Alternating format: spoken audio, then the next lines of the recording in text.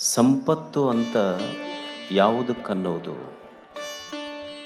ಒಬ್ಬ ಸಾಮಾನ್ಯ ವ್ಯಕ್ತಿಯ ಚಿಂತನೆಗೂ ಒಬ್ಬ ಸಂತ ದಾರ್ಶನಿಕನ ಚಿಂತನೆಗೂ ಬಹಳ ವ್ಯತ್ಯಾಸ ಇರ್ತದೆ. ಒಬ್ಬ ಸಾಮಾನ್ಯನ ದೃಷ್ಟಿಕೋನಕ್ಕೂ ಒಬ್ಬ ದಾರ್ಶನಿಕ ದೃಷ್ಟಿಕೋನಕ್ಕೂ ಬಹಳ ವ್ಯತ್ಯಾಸ ಇದೆ. ಜಾನ್ ರಸ್ಕಿನ್ನ ಚಿಂತನೆ ಯಾವುದು ಸಂಪತ್ತು?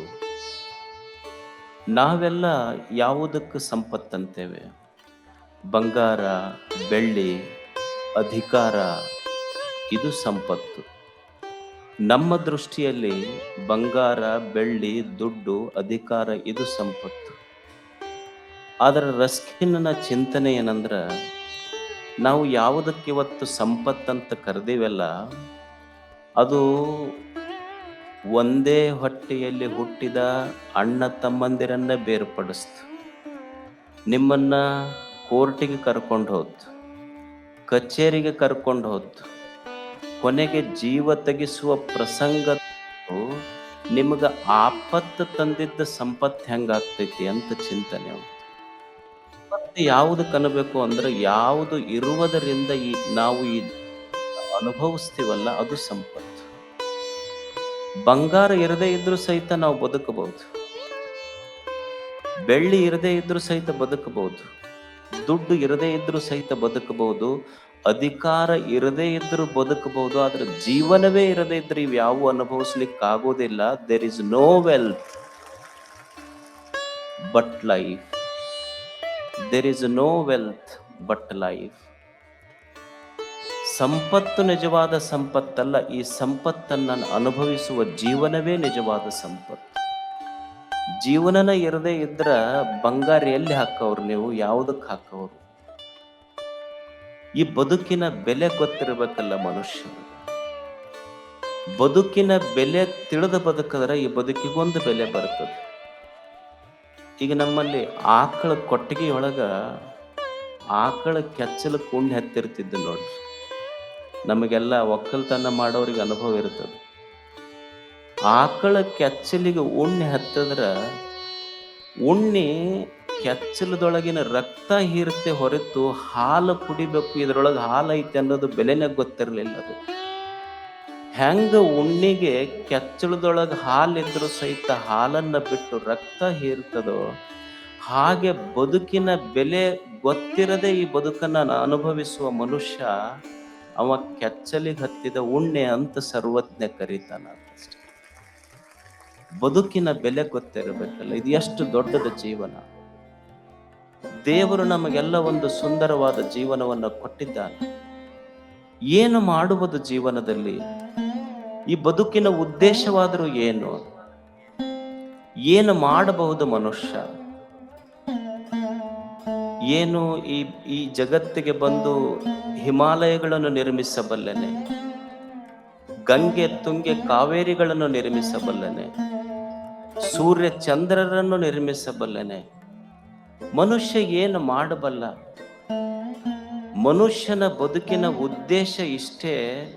ಇಲ್ಲಿ ಬಂದು ಅವ ಏನು ಸಾಗರಗಳನ್ನು ನಿರ್ಮಾಣ ಮಾಡಬೇಕಾಗಿಲ್ಲ, ನದಿಗಳನ್ನು ನಿರ್ಮಾಣ ಮಾಡಬೇಕಾಗಿಲ್ಲ, ಸಹ್ಯಾದ್ರಿ ಪರ್ವತವನ್ನು ನಿರ್ಮಾಣ ಮಾಡಬೇಕಾಗಿಲ್ಲ, ಭೂಮಿಯನ್ನು ನಿರ್ಮಾಣ ಮಾಡಬೇಕಾಗಿಲ್ಲ.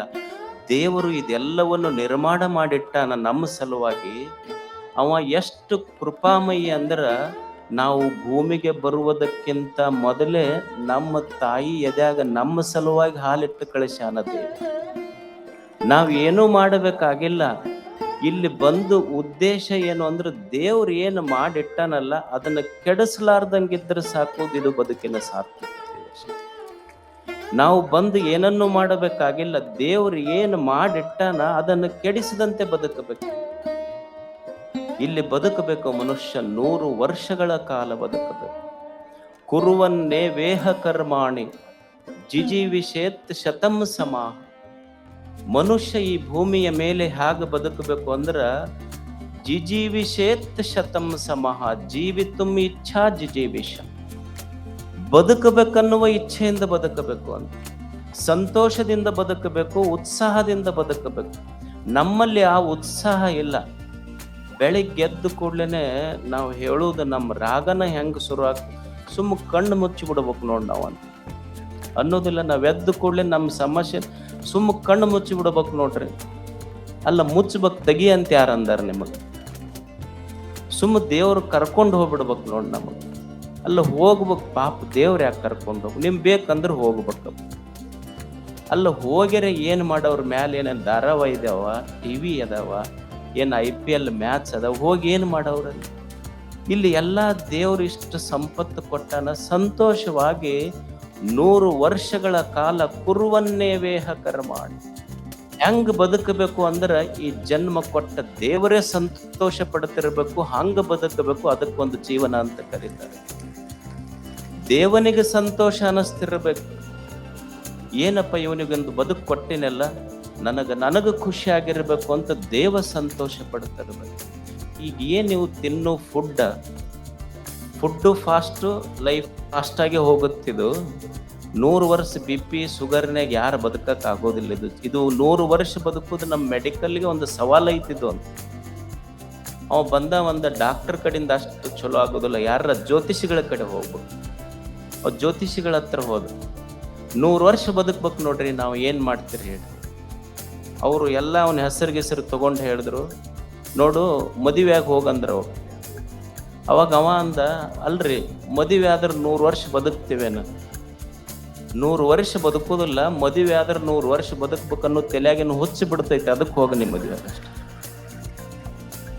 100 ವರ್ಷ ಬದುಕಬೇಕನ್ನೋ ತಲೆಯಾಗೇನು ಹುಚ್ಚಿ ಬಿಡ್ತೈತೆ ನನಗೆ.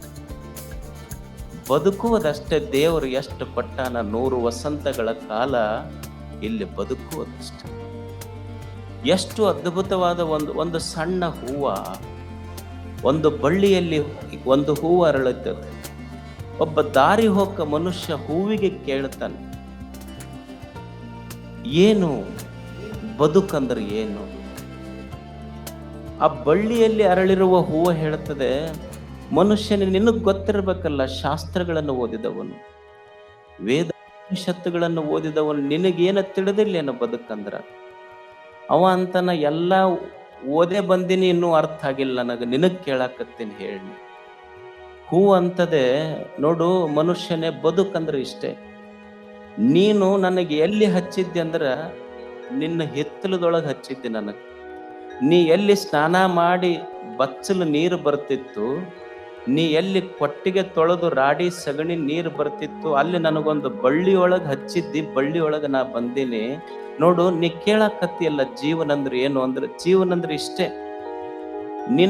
ನೀ ಸ್ನಾನ ಮಾಡಿದ ಬಚ್ಚಲ ನೀರು ನನ್ನ ಬೇರಿಗೆ ಬಂತು, ನೀನು ಕೊಟ್ಟಿಗೆಯೊಳಗಿನ ಸಗಣಿ ರಾಡಿ ನೀರು ನನ್ನ ಬೇರಿಗೆ ಬಂತು. ಜೀವನ ಅಂದ್ರ ಕೆಟ್ಟದ್ದನ್ನ ಹೀರಿ ಸೌಂದರ್ಯವಾಗಿ ಅರಳು ನಿಲ್ಲುವುದೇ ನಿಜವಾದ ಜೀವನ. ಕೆಟ್ಟದ್ದನ್ನ ಹೀರಬೇಕು, ಸೌಂದರ್ಯವಾಗಿ ಅರಳು ನಿಲ್ಲಬೇಕು. ದಟ್ ಈಸ್ ಲೈಫ್, ಅದು ಜೀವನ. ಅವಾಗ ಮನುಷ್ಯ ಅಂತಾನ, ನಿನ್ನ ಬೆಲೆ ಎಷ್ಟು? ಆ ಹೂವ ಹೇಳುತ್ತದೆ, ನಿಮ್ಮ ಬೆಲೆ ಕಟ್ಟಬಹುದು, ನನ್ನ ಬೆಲೆ ಕಟ್ಟಲಿಕ್ಕಾಗೋದಿಲ್ಲ ನಿಮಗೆ. ನನ್ನ ಬೆಲೆ ಗೊತ್ತಾಗಬೇಕಾಗಿದ್ರ ದೇವರಿಗೆ ಕೇಳು. ಯಾಕಂದ್ರೆ ಬೆಳಕು ಹರಿದ ಕೂಡ್ಲೆ ನನಗವ ತನ್ನ ತಲೆ ಮೇಲೆ ಕೂಡಿಸ್ಕೊಂತಾನ, ಅವನಿಗೆ ಕೇಳು ನನ್ನ ಬೆಲೆ ಏನಂತ, ನನಗೇನು ಗೊತ್ತ? ದೇವನಿಗೆ ಕೇಳು, ನೀ ಯಾಕ ಒಂದೇ ದಿವಸ ಬದುಕು ಹೂವಿಗೆ ನಿನ್ನ ತಲೆ ಮೇಲೆ ಕೂಡಿಸ್ಕೊಂತಿ ಅಂತ. ನನ್ನ ಬೆಲೆ ನಿನಗೆ ತಿಳಿಬೇಕಾಗಿದ್ರ ದೇವರಿಗೆ ಕೇಳು, ದೇವರು ಹೇಳ್ತಾನೆ ಬೆಲೆ. ಬದುಕೇ ಒಂದು ಆರಾಧನೆ, ಬದುಕು ಒಂದು ದಿವ್ಯೋತ್ಸವವಾಗಬೇಕು, ಬದುಕು ಒಂದು ಆರಾಧನೆಯಾಗಬೇಕು, ಬದುಕೇ ಒಂದು ಆರಾಧನೆ.